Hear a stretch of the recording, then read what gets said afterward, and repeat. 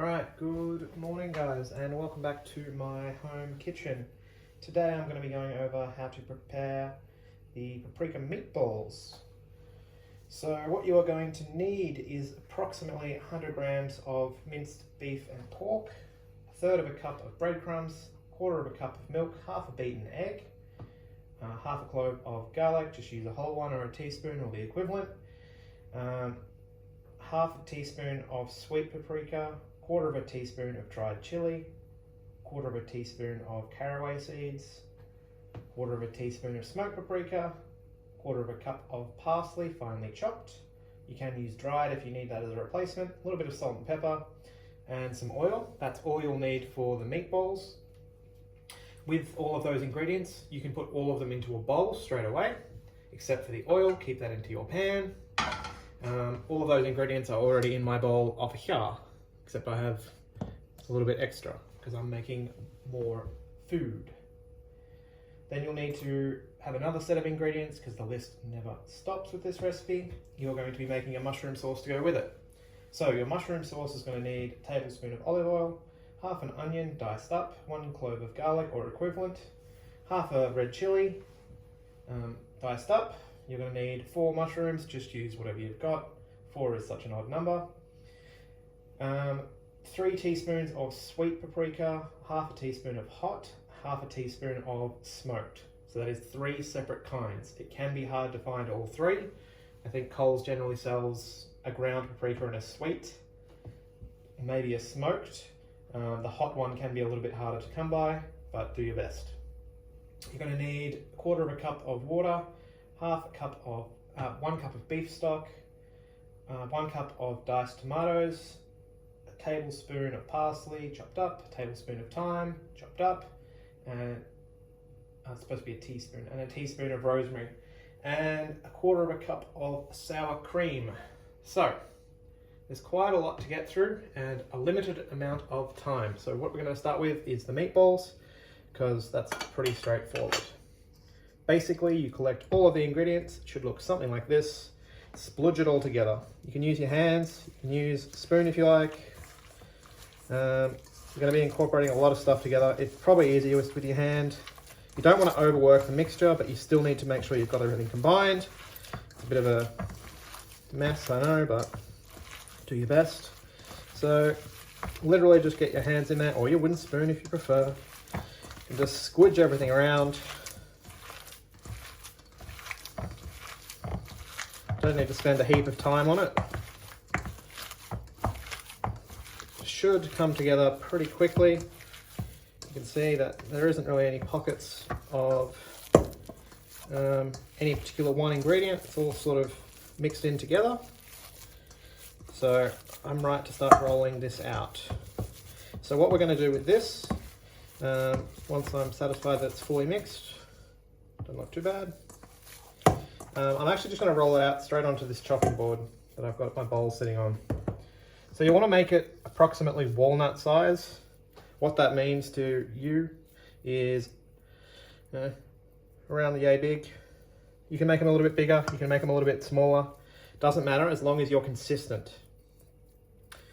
I'm just going to roll out 1 or 2 at the moment. I'll do the rest a little bit later on. I'm going to start the sauce and go through that with you, and then pause the recording and catch myself up, and then continue recording the remaining of the sauce.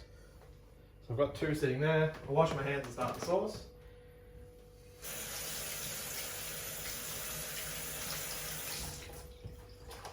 So I'll move my fry pan. This recipe is suggested to be served with some mashed potato or some polenta, I believe, or some buttered noodles if you're so inclined. I'll be doing mashed potato with mine. That's what my last pot is over here, up the very back, which you may or may not be able to see. In this pot over here, I have my garlic and my chili and my onion ready to go. So I'll start those off now, if my stove works today.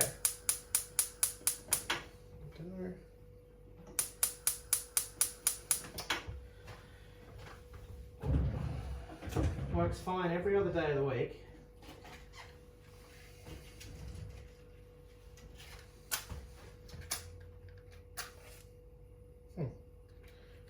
Rightio, be that way. Now I can't even operate matches. What has my life become? Wow, really? There we go.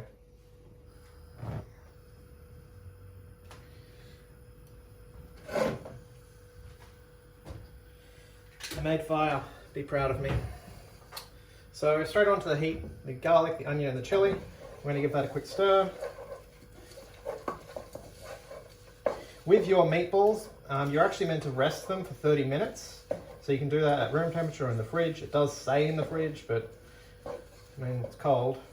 You know, it'll be fine. I believe in you. So with that, we need to saute that off for 2 or 3 minutes. Basically until the onion starts to soften. And then we're going to add our mushrooms. Like I said, it does say to use 4. I used about half this punnet. So originally there was half a punnet of mushrooms there, and I sliced them up, and now it's closer to a full one.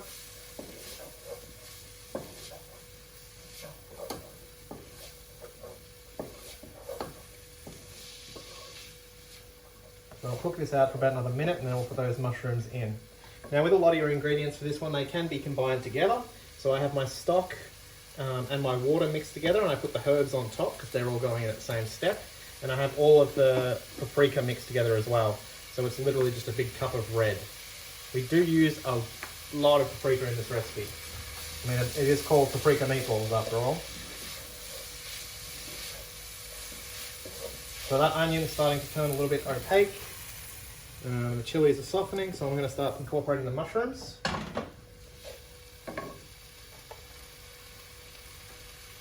So basically we'll add that and saute that off for a few minutes, probably 1 or 2. And then we'll talk about adding the paprika.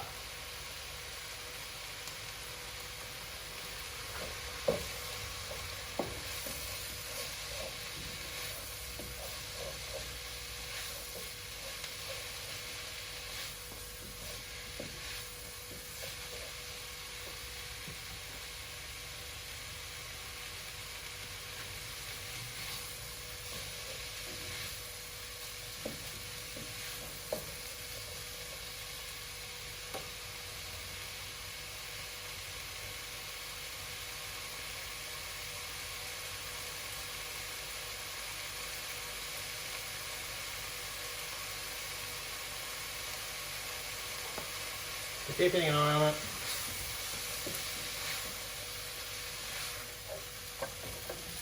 So you can see that those mushrooms are starting to soften. We're almost ready to put our spices in.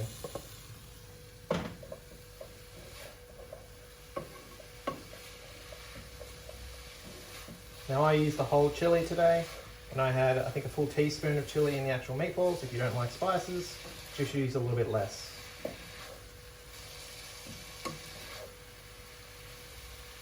Those mushrooms are starting to soften up, so I'll get the paprika in there. We'll only need to cook that out for about a minute once the spices are in there, until they get nice and fragrant. And then we can start adding our liquid ingredients. And we need to actually bring it up to just below boiling point. That point, and then we reincorporate our meatballs, which we haven't cooked off yet. So I'll be pausing the video, obviously, finishing that up and cooking the meatballs, so you guys can catch up. Well, so I can catch up, more to the point. So as soon as you get that paprika in there, everything will turn red, if you can see through the steam. And it should smell, funny enough, like paprika. Fancy that, I know, right? So we'll cook that for another minute or so, and we'll start incorporating our liquids.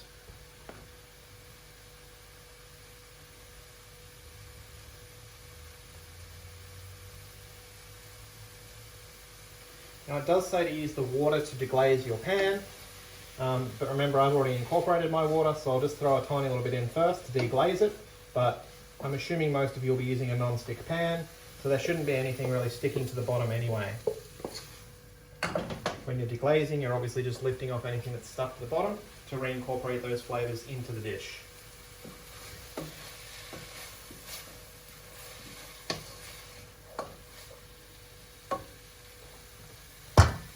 So if you did need to deglaze your pan, you can do it on the stovetop, but it's harder for you guys to see if I do that. So you would just get your liquid and just pour in a little bit. And usually, if it's hot enough, it'll sizzle, and all of the stuff that's stuck on the bottom of the pan will sizzle up and actually get cleaned off and lifted into your mixture. But I'll just incorporate the rest of my liquids at this point, which is going to be my stock, my herbs, and my tomato. So pretty much everything. Get out now. Now I'm using a full tin of tomato, and I used a full cup. Probably needed a little bit more stock actually, because I've added extra everything else except for stock. We'll see how we go. So what I'm going to do with this one, I'm actually going to push it to the back burner and put it onto a simmer, and I'm going to prepare my meatballs and start frying those off so we can go to the next step of the recipe. We'll be back in a few minutes, guys. Alright guys, welcome back. You can see that while you were gone, I've actually moved my sauce, as I said, turned it onto a lower heat and prepared my meatballs. Now just before I started my camera, I lit my stove and it actually worked this time. Believe it or not, I know, it's incredible. So what we're going to do now is basically get this pan nice and hot, and we're going to start cooking off these meatballs. I'm going to try and at the same time get this sauce up to temperature so I can get the meatballs cooked off in here or sealed off in the pan and put them straight into the sauce. Because once they are in the sauce, we actually need to cook them for another, I think it's about 20 minutes, 15-20 minutes. So we're just sealing them in the hot pan now, and then we're actually going to cook them in the sauce. And then right at the end, you're actually meant to take the meatballs out and add the sour cream. But I'm probably just going to stir it in because that's how I roll. I don't have time for all this double handling. Now this pan's getting really hot really quickly. So I'm going to start carefully placing these meatballs in. I don't know if they'll all fit, but I'm definitely going to try. They're not perfectly rolled out, and I definitely didn't wait half an hour. I do recommend that you give it a little bit of time. It helps stabilize them, and that means they won't fall apart as easily. But if you're impatient like me, you'll just have to go with falling apart meatballs. Remember, we want it nice and hot. We're just trying to seal them. We don't need to actually cook them all the way through. A tight fit, but it'll do.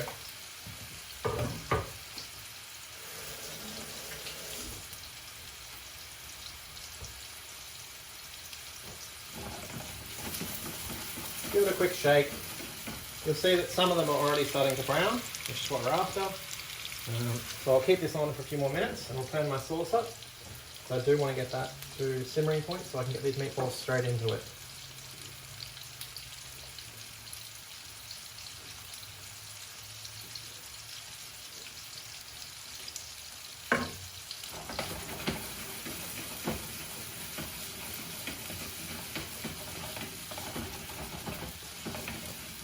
If you just shake your pan like I have been, a lot of your balls will actually turn over. You might have to get your tongs to actually manually flip some of them. So if you can't, if some of these ones in the center are a little bit stuck, you might need to actually get in and poke them a little bit so they move. Because we do want to try and get a little bit of coverage over the whole meatball.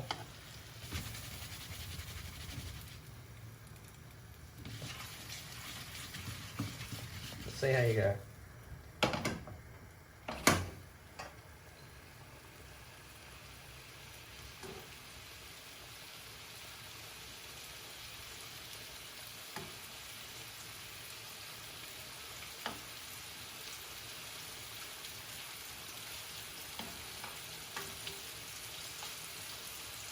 Once the meatballs have been sealed on one or two sides, they'll probably move around the pan far more easily.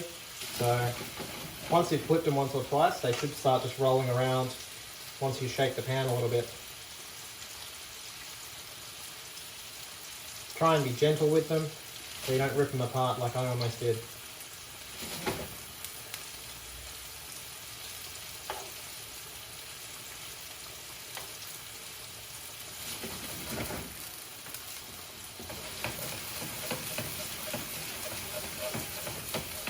You'll see that most of them are starting to get colour on a few of their sides. There's only one or two that I haven't been able to flip yet. Some of them are trying to stick together, but some of the other ones are separating, which is good. I think I had a bigger fry pan, or had to use two. That'd have been too smart. I don't have time for that. thinking ahead. Madness.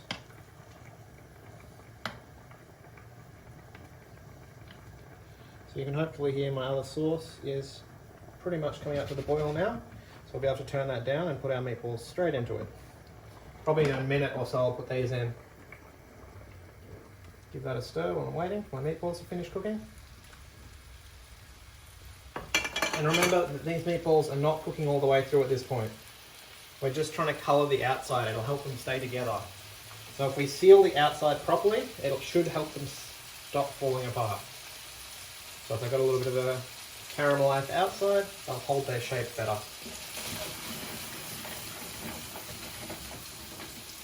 I'm actually going to start taking some from the outside and putting them in because those ones are really good already, but the ones in the middle haven't been as mobile.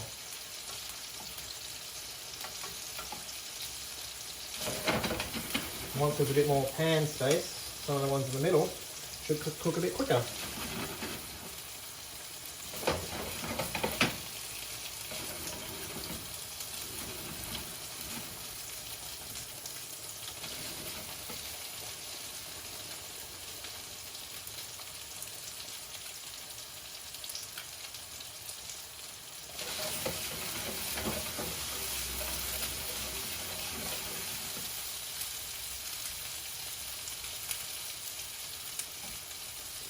So just collect the ones that you think are sealed all the way around, put them straight into your sauce, give the others that are sticking together, and then I haven't fully sealed, give them a few more minutes.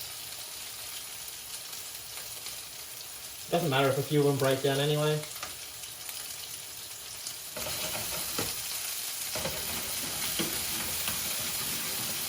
can see that once you've got a bit more wiggle room, a lot more of them will move around and colour up much quicker. So that's good. And once you're happy, you can just put them straight in your sauce. So I'll probably do that in a minute. Give or take.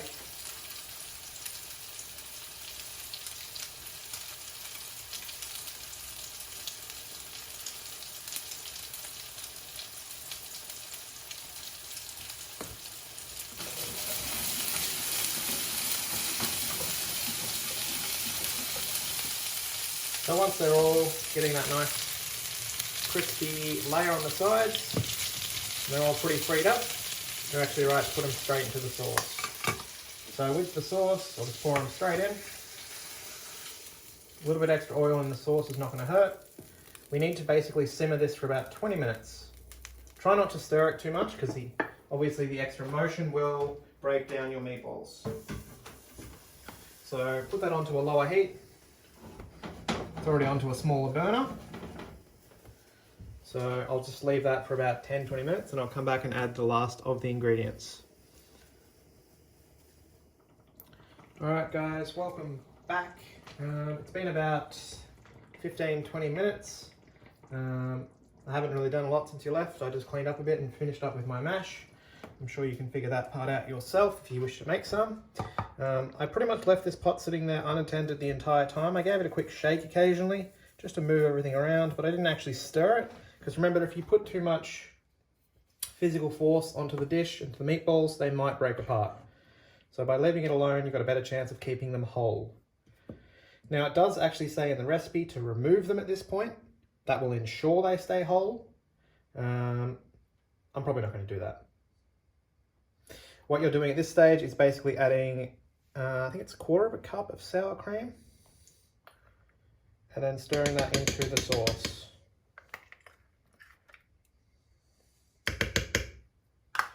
And then you are right to serve once you've incorporated this cream.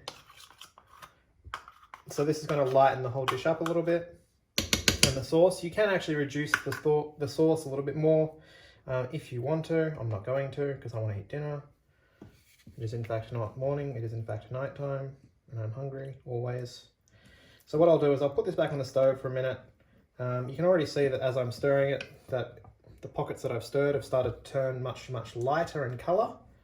So I'll put this back on the heat for a second, incorporate that sour cream, and then I'll pretty much call it a day. Or a night, as the case may be, apparently. So back onto the heat, and I'm just going to slowly stir it. We don't want to add too much force, because like I said, I don't want to break down my meatballs. but I do want to incorporate that sour cream. The heat from the sauce itself should help it break down pretty quickly, and you guys can hopefully see the sections that haven't been stirred yet. It makes a pretty drastic difference straight away. We're just slowly stirring it. I'm just doing tiny little circles so to incorporate the sour cream and break it down into the sauce without moving anything around too much.